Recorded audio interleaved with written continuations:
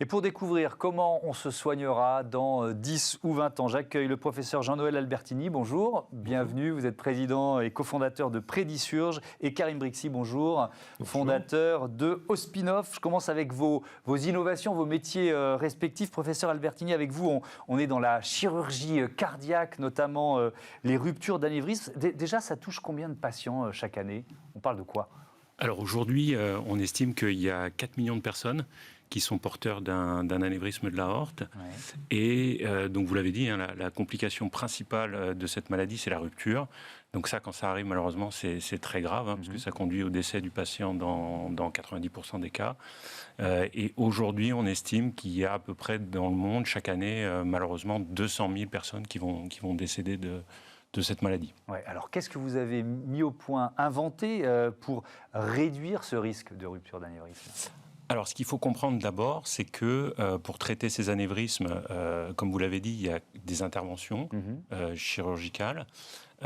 Et depuis, on va dire, une trentaine d'années, il y a des interventions mini-invasives qui permettent de traiter les anévrismes sans ouvrir le ventre des patients. Ce qui est une grande avancée en soi. Et donc pour ça, on utilise des dispositifs, ce qu'on appelle des prothèses, des endoprothèses, qu'on introduit dans l'anévrisme par des toutes petites incisions au niveau du pli de laine. Et nous, c'est là qu'on intervient, plutôt dans la planification en fait, de ce type d'intervention.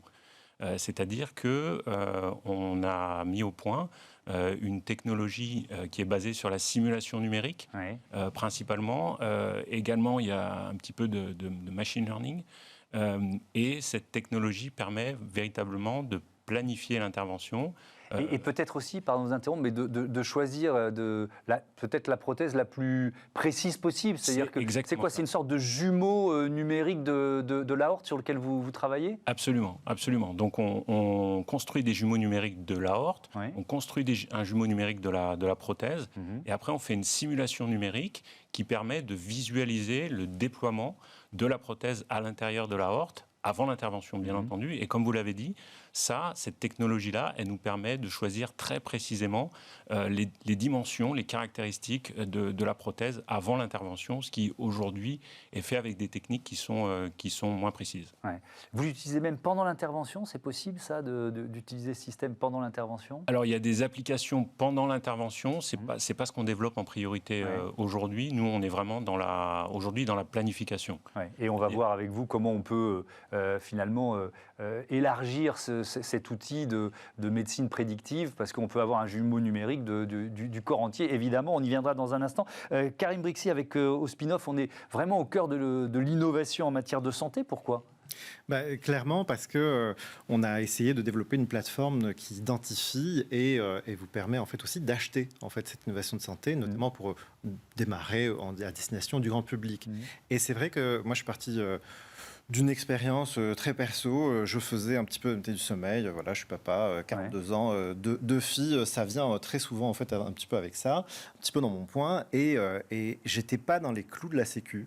Mais d'un autre côté, je vais voir en fait ma pharmacienne, elle me dit, Monsieur Brixi, je sais pas. Donc vous cherchiez une innovation pour traiter une apnée du sommeil, c'est ça? Exactement. Ouais. Et finalement, je me rends compte que dès lors qu'on fait partie du grand public, un patient, même un aidant, parce qu'il ne faut jamais oublier les aidants, l'innovation de santé, c'est une nébuleuse. Très clairement, c'est-à-dire que découvrir Prédisurge, alors là c'est plutôt fait pour le B2B, mais d'une manière générale, même en discutant avec des professionnels de santé, ils disent ah oui c'est vrai, ce serait bien en fait de savoir ce qui se passe. Et c'est là en fait qu'on s'est dit ok, allez, on va faire une plateforme qui regroupe un média et en même temps en fait une plateforme d'achat de manière très concrète, parce que il faut faciliter. Nous c'est ça notre mission. Ouais. C'est vraiment démocratiser l'accès à l'innovation de santé. Et on peut donner un exemple d'ailleurs, je suis allé sur votre plateforme et vous parlez d'une entreprise qui utilise aussi des prothèses personnalisables, ça s'appelle Cure Bionics ou Bionics, oui. C'est quoi, en quoi c'est remarquable? Cure Bionics, c'est une super entreprise d'un jeune Tunisien qui a fait partie en fait des jeunesses promues par la Fondation Obama et qui développe des prothèses qui sont couplées à de la réalité virtuelle.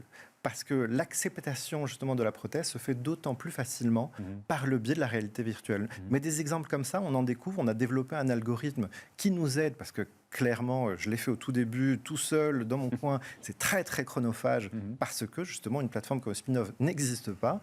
Et du coup, cet algorithme nous a permis d'identifier, au fur et à mesure, énormément d'innovations comme ça et qui sont éparpillées un petit peu. Vraiment, cette image de cette nébuleuse, elle est malheureuse. Et donc, vous les mettez à disposition du grand public. Alors, professeur Albertini, on va au-delà de ce que vous faites l'un et l'autre, essayer de brasser un peu les grands thèmes de la médecine du futur. Donc, si je disais le jumeau numérique, ça, c'est une vraie piste de progrès, parce qu'on peut imaginer tout savoir, notre jumeau numérique à terme, et les médecins, pour les traitements ou pour des opérations, les utiliser. Oui, absolument. Alors aujourd'hui, c'est vrai qu'on fait des jumeaux. On ne fait pas un jumeau numérique général. On fait des jumeaux numériques de chaque organe. Et on fait de plus en plus d'organes. Alors nous, on fait des anévrismes de l'aorte. Il y a des collègues qui font des jumeaux numériques du cœur. Il y a des jumeaux numériques des anévrismes cérébraux. Il y a vraiment pour la chirurgie orthopédique aussi. Donc c'est vraiment des technologies. Mais d'ailleurs, comment ils sont faits? Ça démarre d'un... Pardon, je suis béotien, ça démarre d'un scanner? Ça démarre de... Comment on fait pour que mon cœur n'est pas le même que le vôtre?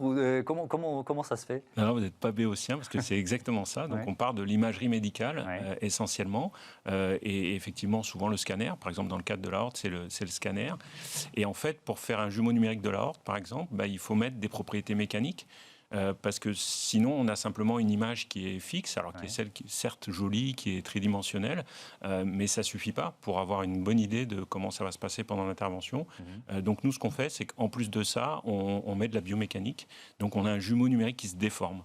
Et puis, on peut imaginer, par exemple, un jumeau numérique du cœur avec des valves cardiaques qui battent, ce genre de choses. Et alors, quelle est la part de... Je continue d'ouvrir le spectre de l'intelligence artificielle dans ce que vous faites, et puis peut-être d'une manière générale dans l'avenir de la médecine? C'est vaste, hein? Oui, absolument. Alors évidemment, l'intelligence artificielle est appelée à jouer un rôle extrêmement important. Alors il faut toujours bien comprendre ce qu'on entend par intelligence artificielle. Nous, l'intelligence artificielle, on l'entend sous le terme de ce que je disais tout à l'heure, d'apprentissage.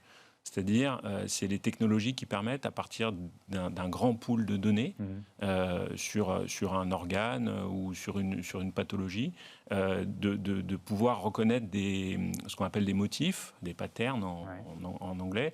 Et puis, en nourrissant l'algorithme avec toutes ces données, on arrive à être prédictif. C'est-à-dire qu'on va entrer dans la machine, j'utilise mes mots à moi, des centaines de milliers, des millions d'opérations similaires, et donc elle va guider quand même, elle va aider au diagnostic, ou elle va vous réduire le risque d'erreur? Comment vous diriez ça? Oui, ça va aider au diagnostic. Alors aujourd'hui, ce qui se fait beaucoup en intelligence artificielle, c'est de l'analyse d'images. Donc aujourd'hui, il y a des algorithmes qui sont capables d'analyser des images médicales, des scanners, des mammographies, des échographies. Est-ce que c'est pas la disparition de la spécialité de radiologue, ça, à terme? Parce que l'œil de l'ordinateur est beaucoup plus précis, notamment dans les nuances de gris, dans l'analyse d'une radio. Alors, nous, aujourd'hui, alors évidemment, c'est toujours la question qu'on pose, mais on va dire c'est toujours la question qu'on pose pour l'intelligence artificielle en général. C'est est-ce que les ordinateurs vont remplacer les êtres humains? Oui, on pourrait dire pour les journalistes. Hein, il y a une machine à Los Angeles qui déclenche beaucoup plus vite que n'importe quel humain une alerte en cas de tremblement de terre. Hein, et ça donne une dépêche qui est diffusée dans tous les médias. Tout à fait. Aujourd'hui, je crois qu'en médecine, vraiment, ces technologies, que ce soit l'intelligence artificielle, la simulation numérique, sont vraiment des outils qui vont augmenter le médecin. C'est-à-dire qu'ils vont lui permettre de faire des meilleurs diagnostics, de mieux prévoir ce qui va se passer pendant l'intervention. Et je crois qu'aujourd'hui, si on arrive à faire ça, ce sera une très bonne chose. Karim, si je peux me permettre, c'est vrai que moi j'avais étudié ça un petit peu, l'intelligence artificielle, mais en général sur la santé, c'est ça forcément qui va permettre de diffuser au plus grand nombre également. Et c'est vrai que ça redéfinit aussi la position du médecin dans la santé de manière générale. pour faire une caricature, le Dr House, ça pourra plus exister.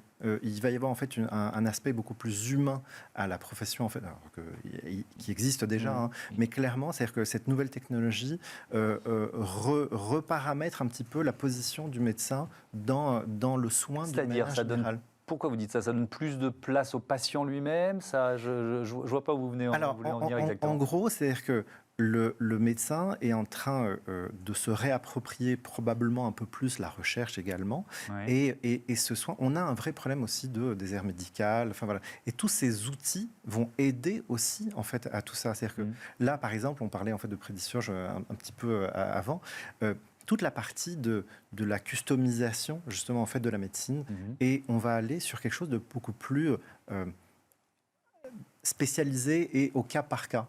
C'est ça en fait qui est intéressant. Ça, je trouve ça très intéressant. Effectivement, les traitements, la personnalisation des traitements, ça, Karim Brixi, c'est effectivement une piste d'innovation que vous voyez percer de plus en plus. Clairement.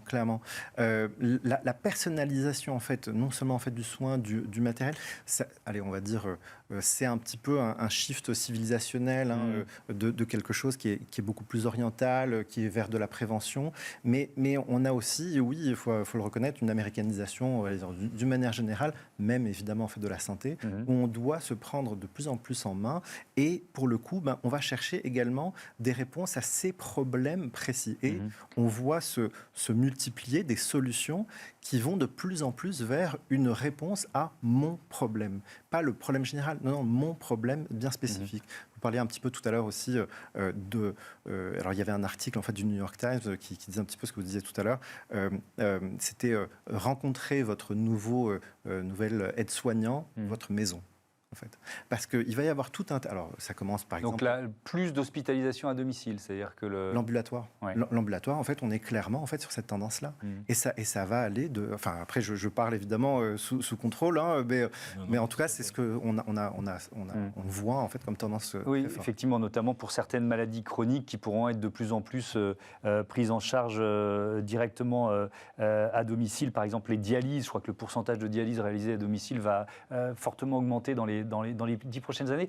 Professeur Albertini, je voudrais revenir sur la personnalisation. Ça veut dire quoi? Ça veut dire qu'on pourra avoir un médicament sur mesure? On pourra tendre vers cette évolution-là, oui? Oui, absolument. Hein. Je crois qu'aujourd'hui, alors nous, dans nos interventions, on fait déjà des interventions personnalisées. C'est-à-dire qu'on fait des interventions avec des prothèses qui sont sur mesure. Ouais. C'est-à-dire des prothèses qu'on peut utiliser uniquement chez une personne en particulier. On ne peut pas l'utiliser chez une autre personne.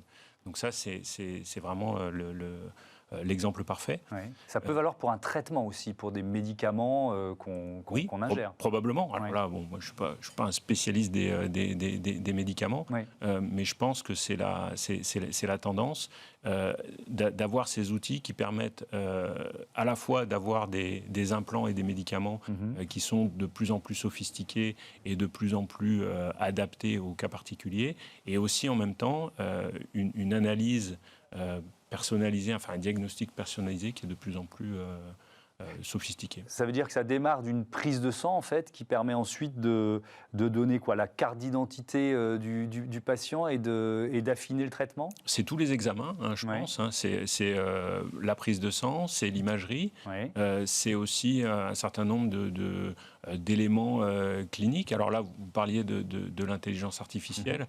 On voit aujourd'hui que il y a des algorithmes qui permettent de traiter tout un tas de renseignements cliniques et de fournir donc un profil particulier à la sortie, quoi. C'est-à-dire c'est-à-dire de dire l'association de ça sur la prise de sang, de tels signes cliniques et de tels signes d'imagerie, on sait qu'il va falloir faire ça comme type de traitement. C'est des choses qu'on imagine encore. Hein. C'est pas encore la réalité, mais c'est ce qui se profile à l'horizon. Alors on va continuer de parler d'innovation en matière de santé avec la chronique d'Olivia Hieré-Dobré. Tout de suite, on va parler d'objets connectés.